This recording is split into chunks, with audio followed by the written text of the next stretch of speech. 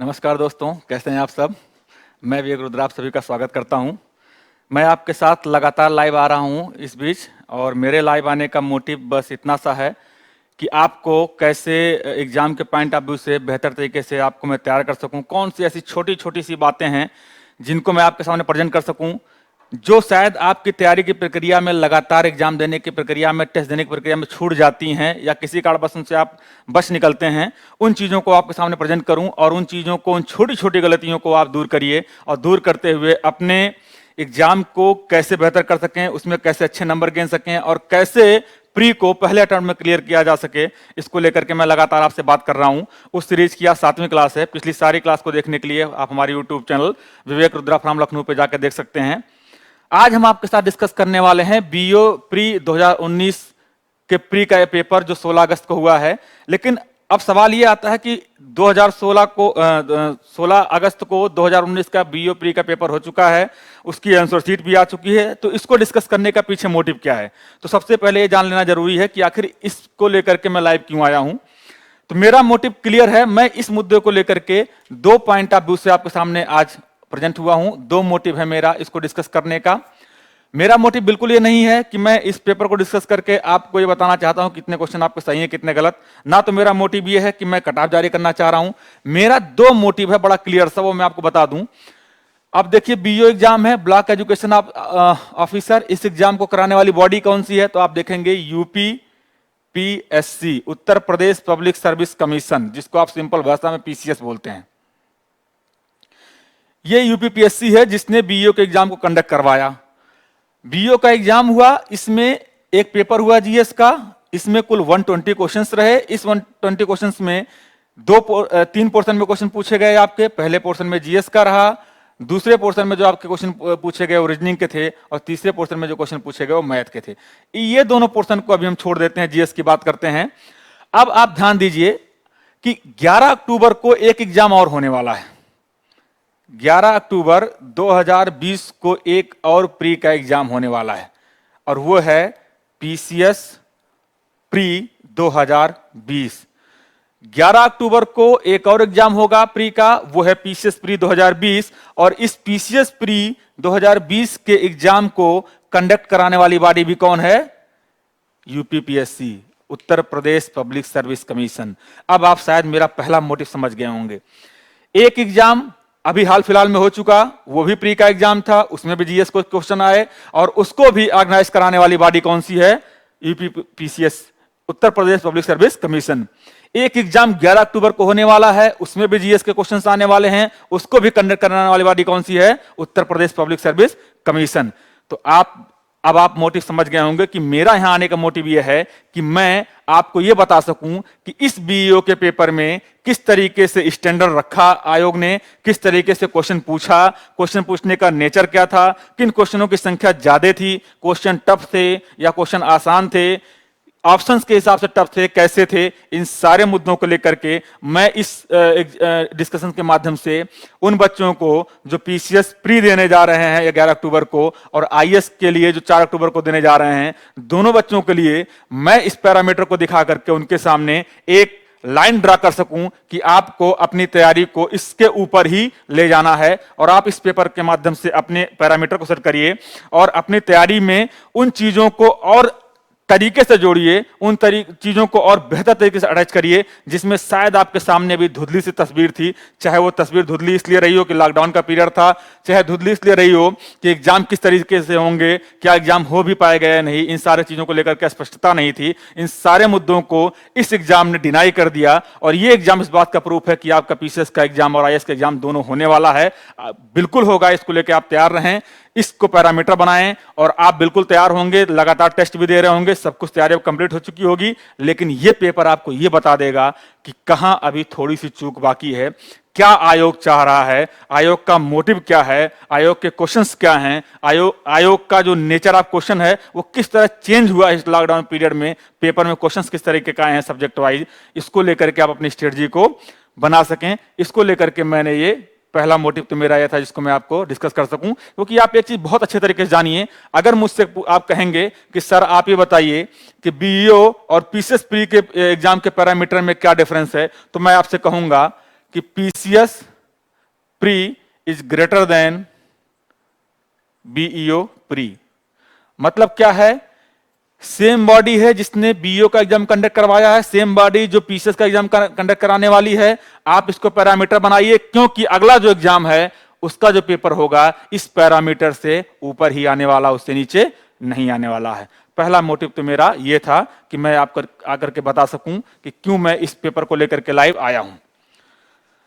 तो पहला मोटिव मेरा क्लियर हो गया कि मैं इसके माध्यम से उन बच्चों से कांटेक्ट करना चाहता हूं जो पीसीएस प्री देने जा रहे हैं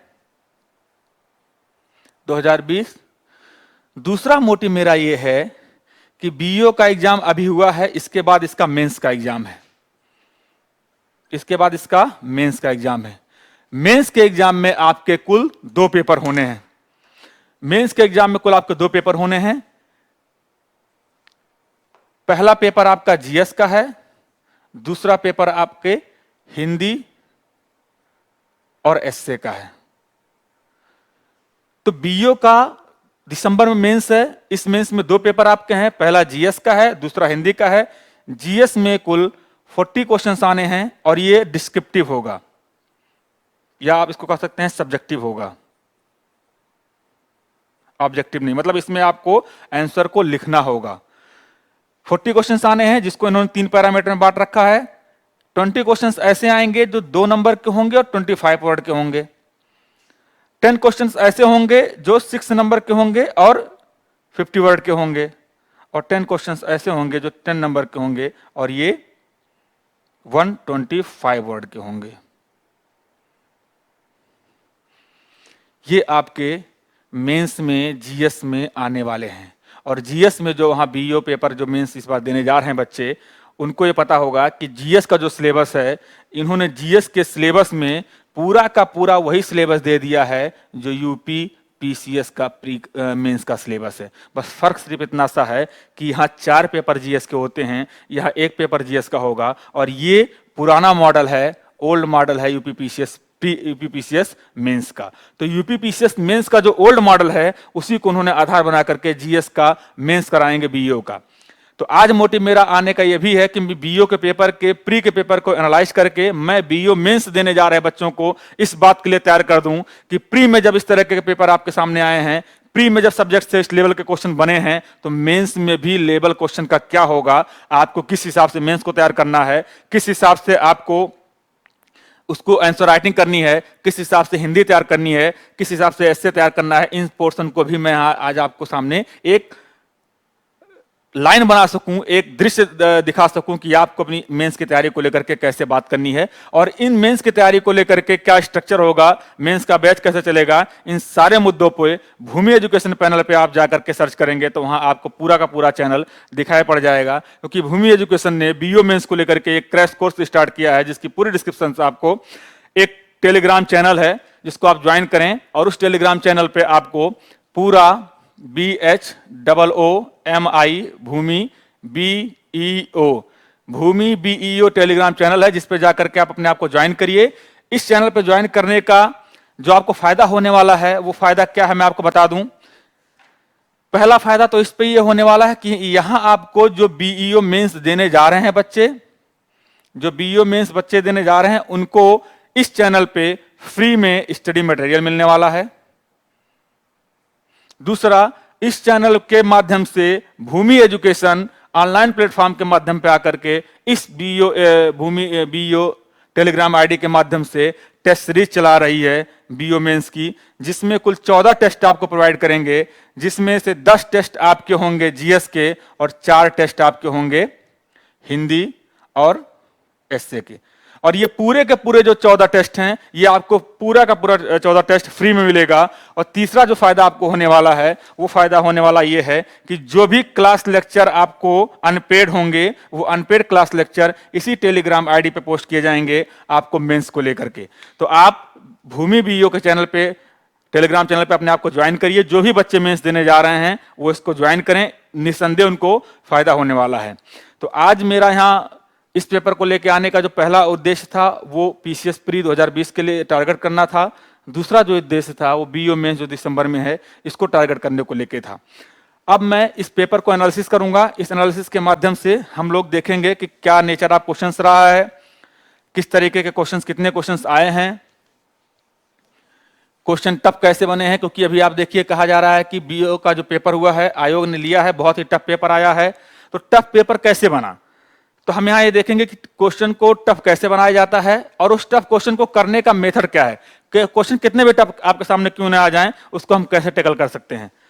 हाँ, कुछ क्वेश्चन ऐसे होते हैं जिनको आप बहुत फैक्चुअल होते हैं, आप कुछ भी करके तब तक टैकल नहीं कर सकते जब तक आप उन पर खुद कुछ ना कुछ वर्क ना किए हों। तो आइए हम लोग देखते हैं, इस पेपर का एनालिसिस करते हैं। सबसे पहले आपको स्क्रीन पर दिख रहा होगा ये बीओ 19 का पेपर हुआ है। इस पेपर को मैंने एनालाइज किया और एनालाइज करके मैं ये जानने की कोशिश किया कि आयोग ने अभी जो एग्जाम लिया है उस एग्जाम में किस पोर्शन से कितने क्वेश्चन को उसने पूछे हैं, किस पोर्शन से कितने क्वेश्चन पूछे हैं। ये मैं इसलिए ले पाया क्योंकि मैं उसको एनालाइज किया बहुत अच्छे तरीके से, और इस एनालिसिस को मैं आपके सामने इसलिए प्रेजेंट कर रहा हूं कि आप भी अपने एनालिसिस को आगे बढ़ाइए और आप अपनी तैयारी में उन पोर्शनों का फोकस बढ़ा दीजिए जहां से इस एग्जाम में क्वेश्चनों की संख्या अधिकतम आई है। और जिन पोर्शनों से इस एग्जाम में क्वेश्चनों की संख्या अधिकतम आई है वो ऐसे पोर्शन है जहां से लगातार क्वेश्चन अधिकतम बने हैं।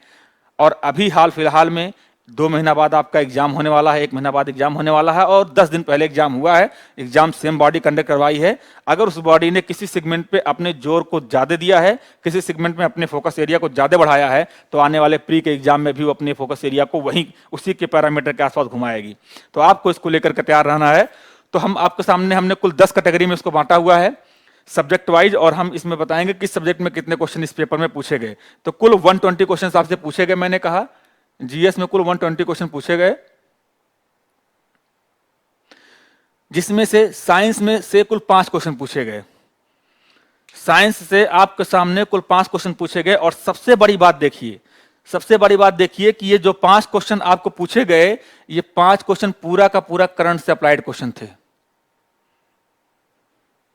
करंट अप्लाइड क्वेश्चन थे, बस इसमें थोड़ा सा जो पोर्शन था वो बायो वाला पोर्शन अटैच कर दिया गया था। तो आप जो भी बच्चे प्री देने जा रहे हैं वो इस बात के लिए बिल्कुल तैयार रहें कि अगर साइंस से क्वेश्चन बनेगा तो 5 से कम नहीं बनने वाला, 4 हो सकता है लेकिन बनेगा 5, 4 या इससे ज्यादा। और जो भी क्वेश्चन यहाँ बनने वाले हैं वो करंट बेस्ड क्वेश्चन बनने वाले हैं। तो आपको अपनी स्ट्रेटजी में साइंस को, जो क्योंकि साइंस को लेकर के अक्सर बच्चों के दिमाग में एक डर रहता है, खास करके जो साइंस साइड का नहीं है, तो आपको डरने की जरूरत नहीं है। बहुत 2 बातें यहाँ से सीखने मिली। पहली पॉजिटिविटी ये है कि क्वेश्चन 5 ही आए हैं, तो बहुत ज्यादा अगर पीसीएस में क्वेश्चन बनेंगे तो 5 से 7 हो सकते हैं। तो पहली बात ये, साइंस को लेकर डरना नहीं है। और वो डर और तब कम हो जाता है जब आपके सामने वो 5 क्वेश्चन में मैक्सिमम क्वेश्चन किससे हैं, करंट अप्लाइड हैं। तो आपको अगर करंट आपने पढ़ा है अच्छे तरीके से साइंस के पोर्शन को, जैसे कोरोना वायरस हुआ या एटॉमिक वार को लेकर के बात की जा रही है, तो एटॉमिक वार क्या होते हैं, परमाणु रिएक्टर्स क्या होते हैं, 5G की तकनीक चल रही है, 5G क्या होते हैं, सोलर की तकनीक चल रही है, सोलर बैटरीज क्या होते हैं, इन सारे मुद्दों पर अगर अपनी आप पकड़ बना कर रखते हैं तो यहाँ से आने वाले क्वेश्चन आपसे हो जाएंगे। और मेरा अपना अनुभव है, मैं ये बताता हूं कि साइंस के पोर्शन में आप सबसे अधिक फोकस करिए 2 पोर्शन को, पहला करंट को और दूसरा बायो को। और इस बायो में ह्यूमन बायो को। ह्यूमन बायो का मतलब क्या, जितने भी ह्यूमन बॉडी से रिलेटेड बायो के पोर्शन हैं, डिजीज हैं, ऑर्गेनिज्म हैं, कोरोना वायरस हैं, वायरसोलॉजी, बैक्टीरियाज हैं, उन सारे पोर्शनों को आप यहाँ फोकस करिए। इतना करने मात्र से ही आपके प्री में आने वाले साइंस के क्वेश्चन कवर आप कर ले जाएंगे। दूसरा जो सबसे महत्वपूर्ण पोर्शन रहा, पॉलिटी। पॉलिटी से कुल कितने क्वेश्चन पूछे गए, 9 क्वेश्चन पूछे गए। तो आप देखेंगे यहां पॉलिटी क्वेश्चन तो कम आए हैं, लेकिन आपको एक बात ध्यान रखनी है, जितने भी क्वेश्चन मैं आपको यहां बता रहा हूं, जिस भी पोर्शन से आपको मैं यहां क्वेश्चन बता रहा हूं, आप उन पोर्शनों में +4 क्वेश्चन अटैच करते हुए चलिए। क्यों, क्योंकि यहां 120 क्वेश्चन है और इस 120 क्वेश्चन में लगभग 20 से 25 क्वेश्चन आपके रीजनिंग और मैथ के हैं। तो कुल 100 क्वेश्चन जीएस के अगर मान लीजिए यहाँ हैं तो 50 क्वेश्चन आपको और अटैच कर लेना है। तो इन 10 क्वेश्चनों में +4 आप करते हैं तो 40 क्वेश्चन हो गए, तो ये 100 आपके हो जाएंगे। तो यहाँ पॉलिटी के कितने क्वेश्चन पूछे गए, 9। तो आप मान के चलिए कि आने वाले एग्जाम में पॉलिटी से लगभग 12 से 15 क्वेश्चन बनने वाले हैं, और 12 से 15 बहुत बड़ा मायने रखते हैं अपने में। अब इसका एनालिसिस मैंने दूसरा किया कि ठीक है, पॉलिटी में 9 क्वेश्चन तो आए, किस टाइप के पॉलिटी में क्वेश्चन बने। तो आप देखेंगे पॉलिटी में भी इस तरह के क्वेश्चन बनेंगे। 2 सेगमेंट पॉलिटी में क्वेश्चन बने हैं। पहला सेगमेंट पॉलिटी में जो क्वेश्चन बना वो बना ट्रेडिशनल पोर्शन से। ट्रेडिशनल पोर्शन से, और दूसरा क्वेश्चन बना करंट के पोर्शन से। और इस ट्रेडिशनल पोर्शन में भी उन सेगमेंट को ज्यादा टच किया गया जिन सेगमेंट में ट्रेडिशनल पोर्शन की इंपॉर्टेंस ज्यादा थी। जैसे प्रेसिडेंट वाले पोर्शन से क्वेश्चन पूछा गया है, वित्त आयोग से क्वेश्चन पूछा गया है, जस्टिस से, जुडिशरी से क्वेश्चन पूछा गया है, और सेंटर स्टेट से क्वेश्चन पूछा गया है। तो आपको भी पॉलिटी पढ़ते समय करंट वाले सेगमेंट को प्रेफरेंस में रखना है, और करंट में जो भी सेगमेंट हाईलाइट हुए हैं उन सेगमेंट से रिलेट करते हुए ट्रेडिशनल के पोर्शन के पूरे सेगमेंट को आपको पढ़ना है। जैसे एग्जांपल मैं आपको बता दूं, पहला एग्जांपल ये है कि आपके जम्मू कश्मीर वाला मुद्दा हाईलाइट हुआ, तो जम्मू कश्मीर वाले मुद्दे पे आपको तो आर्टिकल 370 और 50 35 पे पढ़ ही लेना है। उसके साथ साथ आपको पूरा सेंट्रल स्टेट रिलेशन भी पढ़ना चाहिए। दूसरी बात क्या है, जैसे दूसरा एग्जांपल मैं आपको रखता हूं, सीएए खूब विवाद में रहा, एनआरसी खूब विवाद में रहा, तो सीएए और एनआरसी को पढ़ते हुए आपको पूरा का पूरा citizenship, fundamental right, fundamental duties और directive principle of state policy यानी कि राज्य के नीति निर्देशक तत्वों को बहुत अच्छे तरीके से कवर करना चाहिए। तीसरी बात आपको मैं यहां बता दूं, तीसरी बात वो ये है कि आपको यहां प्रेसिडेंट वाले सेगमेंट को बहुत अच्छे तरीके से पढ़ना चाहिए, क्योंकि प्रेसिडेंट इन सारे मुद्दों, चाहे एनआरसी हो, चाहे सीए हो, चाहे सेंटर स्टेट रिलेशंस हो, यूनियन टेरिटरीज हो, इन सारे मुद्दों पे प्रेसिडेंट का अपना एक विशेष महत्व रहता है। इन सारे मुद्दों को देखते हुए आपको प्रेसिडेंशियल पावर को बहुत अच्छे तरीके से पढ़ना चाहिए। और इसके साथ ही आप देखेंगे जो सेंटर स्टेट रिलेशन है, उस सेंटर स्टेट रिलेशन के साथ आपको यूनियन टेरिटरी वाले शब्द को विशेष तरीके से पढ़ना होगा, क्योंकि जम्मू कश्मीर और आर्टिकल 370 हटने के बाद दो यूनियन टेरिटरी को बनाया गया, एक यूनियन टेरिटरी बनाया गया। तो यूनियन टेरिटरी कैसे बनाए जाते हैं, उनके क्या आधार होते हैं, दिल्ली पांडिचेरी किस तरह से अलग हैं, जो यूनियन टेरिटरी नए बने हुए कौन से हैं, किस मॉडल पे बनाए गए हैं, तो इन सारे सेगमेंटों को भी बहुत अच्छे तरीके से आपको लिंक करना चाहिए। ऐसे आप लिंक करेंगे तो पॉलिटी के सेगमेंट में आने वाले कुल क्वेश्चनों का आप लगभग 90 प्लस क्वेश्चन आप अटेम्प्ट कर पाएंगे। दूसरा, हिस्ट्री। निसंदेह हिस्ट्री का जो पोर्शन होगा, ट्रेडिशनल पोर्शन से पूछे जाने वाले सभी पोर्शनों में सबसे अधिक क्वेश्चन आपका ट्रेडिशनल पोर्शन से अगर किसी से पूछे जाते हैं तो हिस्ट्री का सेगमेंट है। अब सवाल यह है कि हिस्ट्री से 18 क्वेश्चन पूछे गए, तो अगर हिस्ट्री से 18 क्वेश्चन पूछे गए तो निसंदेह पीसीएस में हिस्ट्री से लगभग 20 से 25 क्वेश्चन के बीच पूछे जाने वाले हैं। तो क्या हिस्ट्री से पूछे जाने वाले जो क्वेश्चंस हैं उनको पढ़ा कैसे जाए? तो आपके सामने हिस्ट्री को लेकर के एक रूपरेखा बिल्कुल स्पष्ट होनी चाहिए कि हिस्ट्री में हमारे पास 3 चीजें हैं। पहला हमारे पास एंशिएंट है, दूसरा हमारे पास मॉडर्न है, मिडेवल है, तीसरा हमारे पास मॉडर्न है। और इन्हीं तीनों के साथ जो हिस्ट्री के साथ एक पोर्शन और लिंक करता हो, क्या है? कल्चर है। तो अब किस हिसाब से पढ़ने का जो ऑर्डर हो क्या होना चाहिए, तो मैं आपको बताऊं, यहां जो हिस्ट्री में क्वेश्चन पूछे गए हैं, इन 18 क्वेश्चनों में सबसे अधिक क्वेश्चन मॉडर्न के हैं। उसके बाद आपका जो क्वेश्चन है वो एंशिएंट का है, और बाकी बचे हुए क्वेश्चन आपके कल्चर सेक्शन से पूछे गए हैं। तो आपको जब भी हिस्ट्री पढ़ना हो, हिस्ट्री पढ़ने का जो आपका ऑर्डर होना चाहिए वो इस तरह होना चाहिए, और रिवीजन का ऑर्डर भी उसी तरह होना चाहिए। पहला ऑर्डर आपका होना चाहिए, सबसे पहले आप पढ़िए मॉडर्न, मॉडर्न के बाद आप पढ़िए एंशिएंट, और एंशिएंट के बाद आप पढ़िए मिडेवल। और अगर मॉडर्न पढ़ते पढ़ते, एंशिएंट पढ़ते पढ़ते आपका पढ़ने का समय खत्म हो गया तो मिडेवल को आप छोड़ भी सकते हैं, क्योंकि मिडेवल से 1 या 2 क्वेश्चन आते हैं, उसके लिए बहुत ज्यादा आपको एनर्जी नहीं खर्च करनी होती है। आपको फिक्स करना होगा कि हमें किस चीज को हाईलाइट करना है, ताकि वहां से आने वाले 99% क्वेश्चन को हम अटेम्प्ट कर ले जाएं और हम सिलेक्शन को लेकर चले जाएं, क्योंकि हमें सिलेक्शन लेना है। यहां हमें 150 क्वेश्चन में 135 क्वेश्चन, मैक्सिमम 130 क्वेश्चन हमको अटेम्प्ट करके सही कर लेने हैं, ताकि हम अपना प्री क्वालिफाई करके मेंस की तरफ बढ़ जाएं। तो आप मॉडर्न पढ़िए, मॉडर्न के बाद एंशिएंट की तरफ बढ़िए, एंशिएंट के बाद आप मिडिवल की तरफ बढ़िए। और मॉडर्न को भी अगर मैं कहूं, मॉडर्न को भी मैं तोड़ता हूं एकदम रेसा रेसा क्लियर करिए। मैं आपका बिल्कुल रेसा रेसा क्लियर कर देना चाहता हूं कि ये रिवीजन का दौर आपका चल रहा होगा, इस दौर में किन पोर्शन को आप अच्छे से कवर करिए। तो अगर मैं कहूं कि आप मुझसे पूछेंगे ठीक है मॉडर्न तो बहुत बड़ा है सर, तो मॉडर्न में मैं कैसे पढ़ूं, तो मैं आपसे कहूंगा कि आप मॉडर्न को ऐसे पढ़िए, 1857 के विद्रोह को पहले पढ़िए, फिर 1885 से लेकर के 1947 वाले पोर्शन को पहले पढ़िए। ये आपका सेगमेंट होना चाहिए पढ़ने का। सबसे पहले 1857 के विद्रोह को पढ़िए।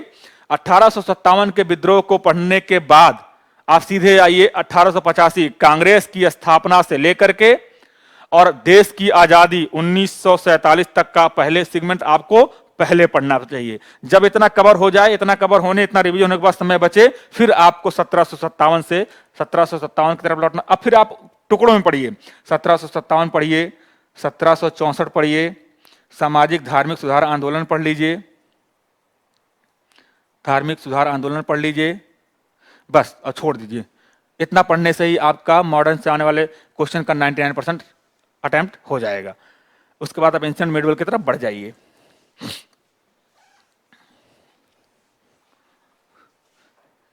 चलिए, ज्योग्राफी से भी आपके अच्छे क्वेश्चन पूछे गए, बहुत अच्छे क्वेश्चन पूछे गए। 14 क्वेश्चन कुल ज्योग्राफी से पूछे गए हैं।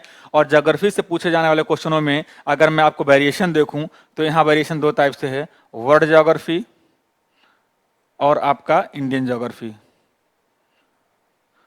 तो वर्ल्ड ज्योग्राफी से जो क्वेश्चन की संख्या है वो इंडियन ज्योग्राफी की तुलना में ज्यादा है।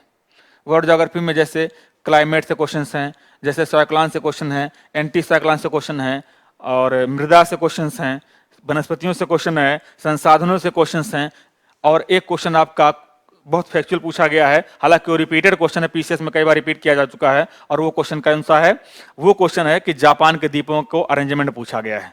तो ये पोर्शन आपका अच्छा खासा क्वेश्चन है, 14 क्वेश्चन ज्योग्राफी से भी है। तो आप अगर ज्योग्राफी के लिए ज्योग्राफी पढ़ चुके हैं तो आप रिवीजन की प्रक्रिया में वर्ल्ड ज्योग्राफी को पहले रखिए। क्लाइमेट को पढ़िए, सबसे पहले पढ़िए, साइक्लोन पढ़िए, एंटी साइक्लोन पढ़िए, रेन पढ़िए, विंड्स पढ़िए, पवन पढ़िए, पर्वत पठार, इन सबको पहले कवर करिए। इसके बाद फिर आप इंडियन ज्योग्राफी की तरफ आइए, नदियों को पढ़िए, इंडिया का संसाधन पढ़िए, इंडिया की ह्यूमन ज्योग्राफी पढ़िए, इंडिया के लोकेशंस को पढ़िए। उसके बाद फिर आप जाकर के ज्योग्राफी वाले पोर्शन को कवर कर पाएंगे। आगे जो सेगमेंट है सबसे बड़ा इन्वायरमेंट का है। आप देखिए इन्वायरमेंट बहुत छोटा सा सेगमेंट है, क्योंकि आधा का आधा इन्वायरमेंट तो आपका कवर हो जाता है ज्योग्राफी के साथ, और आधा इन्वायरमेंट कवर होता है, 3/4 कवर हो जाता है आपका ज्योग्राफी और साइंस मिला करके। लेकिन इन्वायरमेंट में देखिए 12 क्वेश्चन है, जो प्योर इन्वायरमेंट के क्वेश्चन हैं वो 12 क्वेश्चन हैं। तो इसका मतलब ये है कि इन्वायरमेंट में पूछे जाने वाले क्वेश्चनों की जो संख्या है वो लगातार आयोग में बढ़ती जा रही है, चाहे वो पीसीएस में हो चाहे आईएएस में हो। इन्वायरमेंट के सेगमेंट से क्वेश्चंस लगातार बढ़ते जा रहे हैं। और इसमें भी आप ध्यान दीजिए, जो इन्वायरमेंट में क्वेश्चंस पूछे गए हैं वो इन्वायरमेंट के क्वेश्चन पर्यावरण पारिस्थितिकी, वन्य जीव अभ्यारण्य, जैवमंडल, जीवभार, ऊर्जा, इन सारे सेगमेंटों से मैक्सिमम पूछे जा रहे हैं। मतलब जो इन्वायरमेंटल सेगमेंट पर्यावरण पारिस्थितिकी से ज्यादा लिंक कर रहा है, पॉल्यूशन से ज्यादा लिंक कर रहा है, वो सारे के सारे सेगमेंट इन्वायरमेंट के पॉइंट ऑफ व्यू से बहुत इंपॉर्टेंट होने वाले हैं। आप उनको पढ़िए। दूसरा, इसी सेगमेंट में एक चीज सेगमेंट और आप लिंक करिए, हालांकि इकोनॉमी का पोर्शन भी है ज्योग्राफी का, लेकिन मैं यहां लिंक करता हूं इन्वायरमेंट के साथ आप एग्रीकल्चर के सेगमेंट को जरूर लिंक करते हुए आप पढ़िए। एक बड़ा इंटरेस्टिंग सा हमें चीज दिखी, वो ये कि मुझे ये आभास था कि इस सेगमेंट यानी कि इकोनॉमी से क्वेश्चन ज्यादा पूछे जाएंगे, लेकिन एनालिसिस से ये बात सामने आई है कि जो इकोनॉमी के क्वेश्चंस हैं उनकी संख्या कम है। लेकिन मैं आपसे बोला कि उसमें आप +4 क्वेश्चन अटैच करिए। इसका मतलब ये है कि अगर इकोनॉमी से 5 क्वेश्चन आए हैं बीओ में, तो आईएएस में और पीसीएस में इकोनॉमी से 10 से 12 क्वेश्चन आपके सामने प्रेजेंट होने वाले हैं। आप इसको लेकर के तैयार रहिए। और इकोनॉमी से जो क्वेश्चन पूछे गए हैं वो मैक्सिमम क्वेश्चन करंट से पूछे गए हैं, करंट के डाटा से पूछे गए हैं। आपके सामने बजट और सर्वे है, उसको अच्छे से कवर कर लीजिए। और जितने भी जो इकोनॉमिकल सेक्टर हैं जहां इंडिया लीड कर रही हो, जहां से इंडियन इकोनॉमी प्रभावित हो रही हो, उन सारे चीजों को आपको पढ़ना चाहिए जो सोशल इंपैक्ट छोड़ रहे हो। और उन सोशल इंपैक्ट में सरकार सोशल इंपैक्ट के हिसाब से कुछ काम कर रही हो, सारे इकोनॉमिकल पोर्शन से इंपॉर्टेंट हो जाते हैं, आपको पढ़ना चाहिए। इससे गरीबी, बेरोजगारी, राष्ट्रीय आय, जीडीपी, जीएनपी, एनएनपी, बजट, इन सारे पोर्शनों को आपको बहुत अच्छे तरीके से, राजकोषीय घाटा प्रबंधन, भुगतान संतुलन, ये सारे ऐसे मुद्दे हैं जिन पे ज्योग्राफी को लेकर के आपको बहुत अच्छे तरीके से अपनी समझ को रखना चाहिए। विकास और समृद्धि क्या है, विकास समृद्धि के पैमाने क्या हैं, विकास और समृद्धि में डिफरेंस क्या है, इन सारे चीजों को आप अच्छे तरीके से कवर करिए। साथ ही करंट सिनेरियो में पिछले एक साल में इकोनॉमी के सेक्टर में जितनी भी चीजें हुई हैं, खासकर वो चीजें जहां से इंडियन इकोनॉमी प्रमोट हुई है, जहां से इंडियन इकोनॉमी प्रभावित हुई है, और इंडियन इकोनॉमी को प्रमोट करने को लेकर के, सोशल सेक्टर को प्रमोट करने को लेकर के, या सबसे इंपॉर्टेंट टॉपिक आज के डेट का है आत्मनिर्भर भारत। आत्मनिर्भर भारत योजना इकोनॉमिक सेक्टर को लेकर के बहुत इंपॉर्टेंट है, जिसको लगातार सरकार प्रमोट कर रही है, जिसको लेकर के लगातार सरकार अपनी योजनाएं बना रही हैं। तो आत्मनिर्भर भारत योजना के तहत सारा इकोनॉमिक सेक्टर आपका प्रभावित होने वाला है, सारा इकोनॉमिक सेक्टर में रिफॉर्म होने वाला है, तो उसको बहुत अच्छे तरीके से आपको पढ़ना होगा। और एक इंटरेस्टिंग बात मैं आपको और बताऊं कि जो आत्मनिर्भर भारत योजना है, आत्मनिर्भर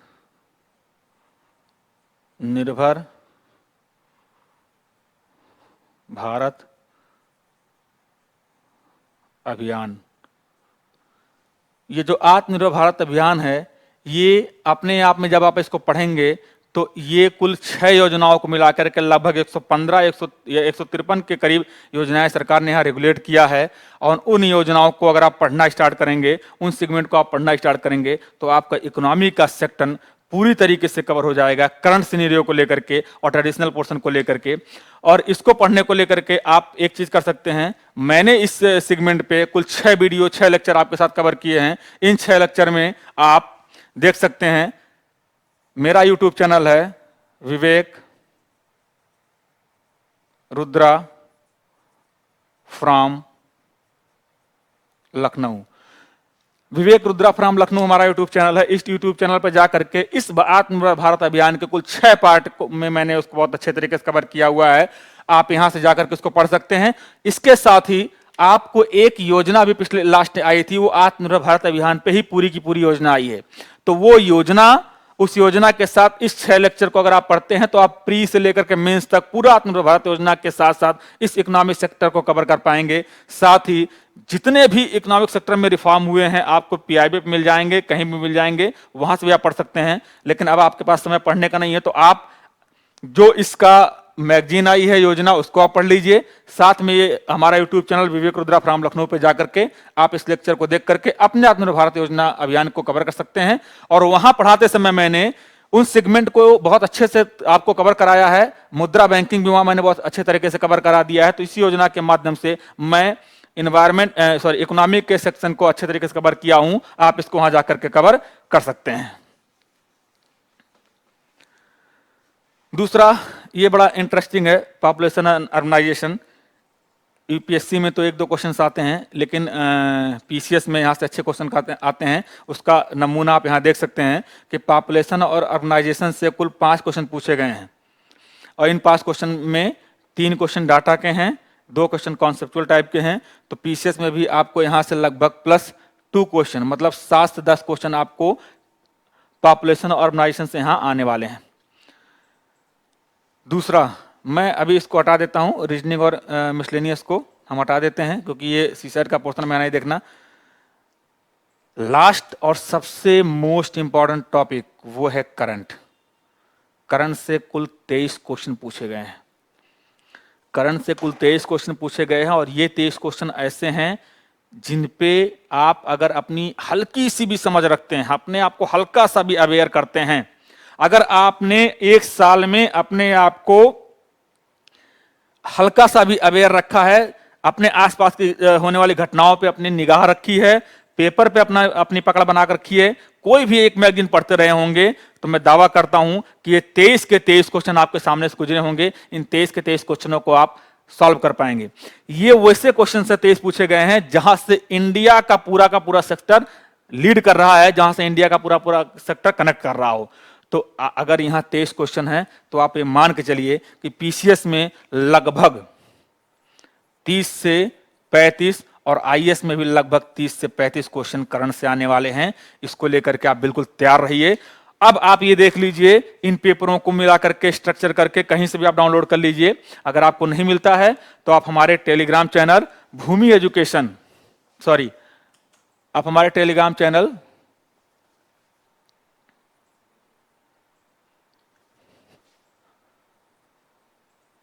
भूमि बीईओ, आप हमारे टेलीग्राम चैनल भूमि बीईओ पे अपने आप को ज्वाइन करिए। वहां आपको बीईओ का पेपर मिल जाएगा। आप पेपर उठाइए, देखिए कि कौन से क्वेश्चन 23 आए हैं, किस तरीके के क्वेश्चंस आए हैं, उनको देख करके आपको एक अंदाजा लगेगा और आप अपने करंट के स्ट्रेटजी को और अच्छे तरीके से धार दे पाएंगे।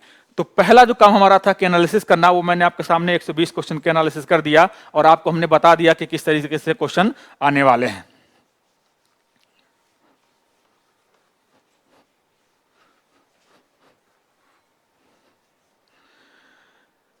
तो बीईओ के पेपर का एनालिसिस के माध्यम से हमने आपके सामने एक रूपरेखा रख दिया है कि nature of type of question, किस तरीके से किस सेगमेंट से कितने क्वेश्चन आयोग ने पूछे हैं और आने वाले एग्जाम में 11 अक्टूबर या 4 अक्टूबर को जो भी प्री के एग्जाम आने वाले हैं उन एग्जामों में क्वेश्चनों की संख्या क्या रहने वाली है, ये भी मैंने आपके सामने प्रेजेंट किया। तो आप इस स्ट्रक्चर के साथ अपनी स्ट्रेटजी को, अपनी तैयारी को, अपनी रणनीति को और थोड़ी सी धार दीजिए, क्योंकि ये लास्ट समय है, अंतिम समय है। इस अंतिम समय में आप अपनी पूरी ताकत झोंक करके अपने तैयारी को इतनी धार दीजिए, इतना स्मूथ बनाइए, इतना शार्प कर दीजिए कि आपका जो प्री का एग्जाम है 4 अक्टूबर 11 अक्टूबर, उसके लिए आप 30 सितंबर को ही तैयार रहें।